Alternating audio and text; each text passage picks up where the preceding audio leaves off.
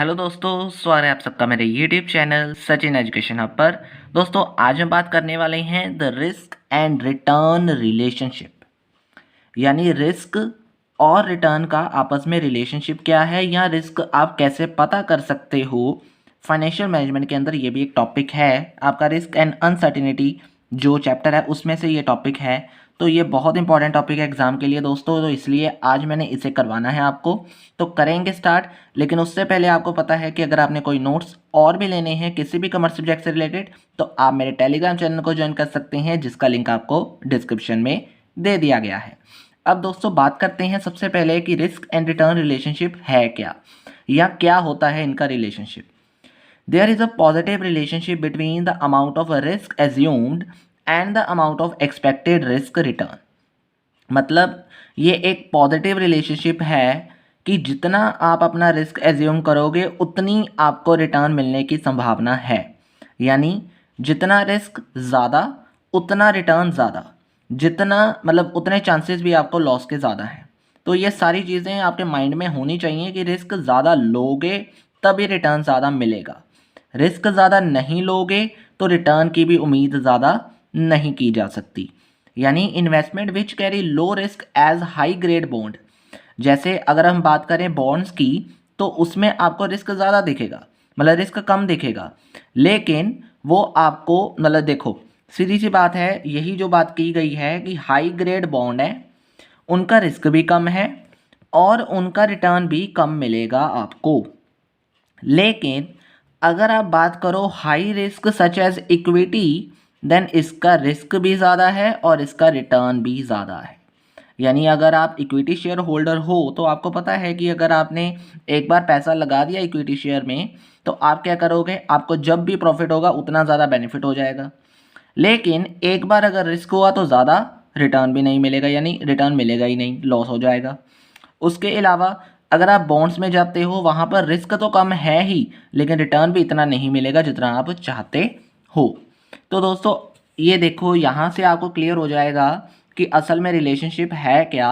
तो देखिए यहाँ से आपने शो करना है रिस्क और रिटर्न रिलेशनशिप। रिटर्न आपका वाई एक्सिस में शो करोगे आप, और रिस्क आपका एक्स एक्सिस में शो करोगे, और जितना ज़्यादा रिटर्न उतना ज़्यादा रिस्क आपको नज़र आएगा।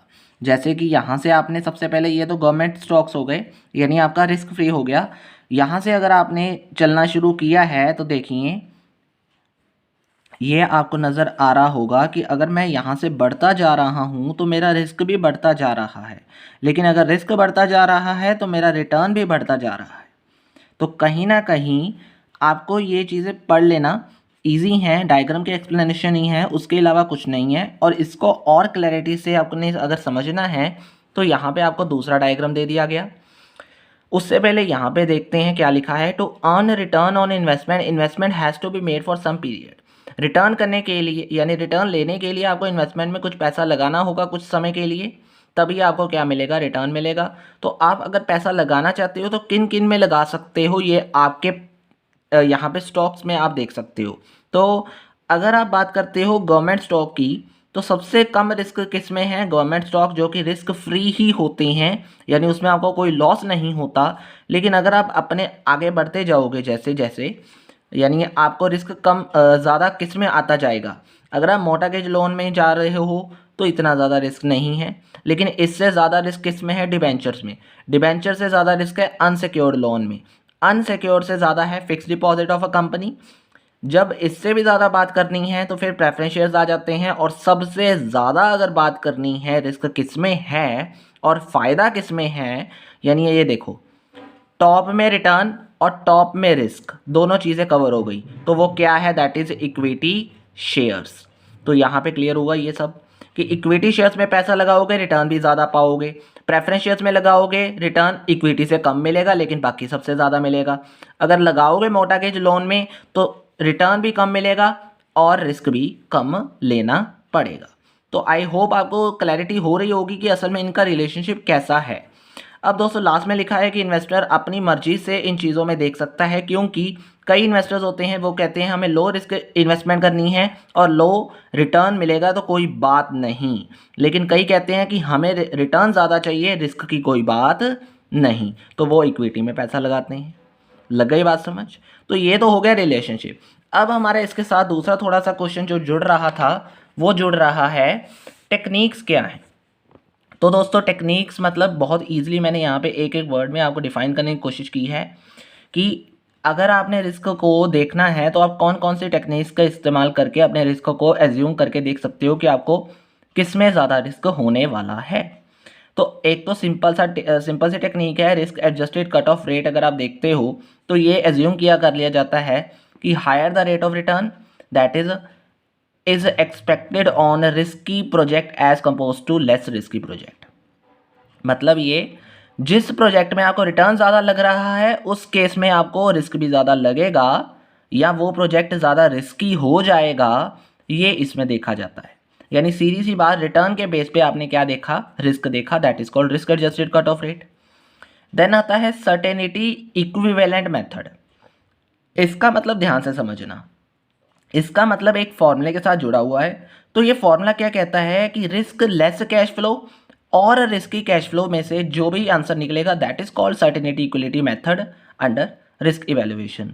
यानी अगर आप बात करते हो रिस्क लेस यानी रिस्क माइनस करने के बाद जो कैश फ्लो बचे हैं और जो रिस्की कैश फ्लो आए थे, इन दोनों को आपस में डिवाइड करना है। जो आएगा, जो परसेंटेज बनेगी दैट इज कॉल्ड रिस्क, मतलब उतना ज़्यादा रिस्क होने के चांस आपको मिलेंगे।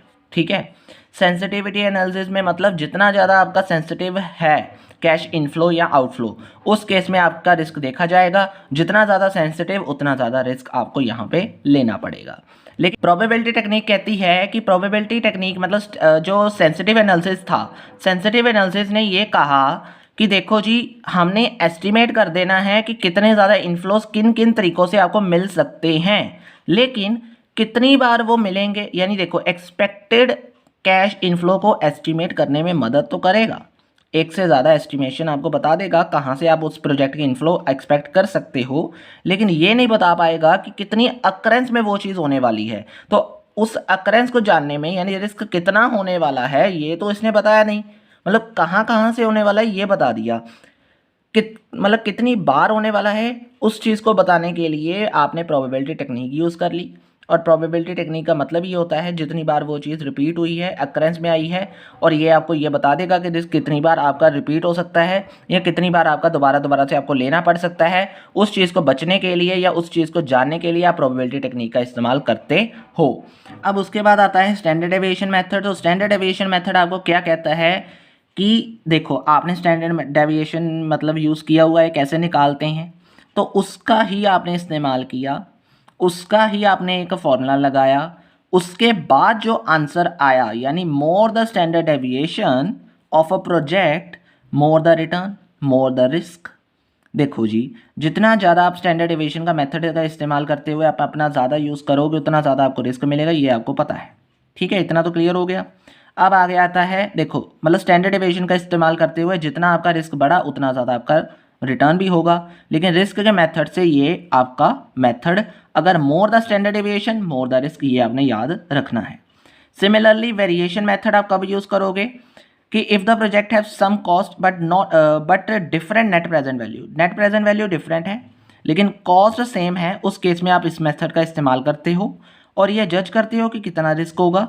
सिमिलरली अगर आपका वेरिएशन कोएफिशिएंट वेरिएशन ज़्यादा हुआ तो ज़्यादा रिस्क, कम हुआ तो कम रिस्क। ठीक है जी, तो इसलिए ये चीज़ आपने माइंड में रखना।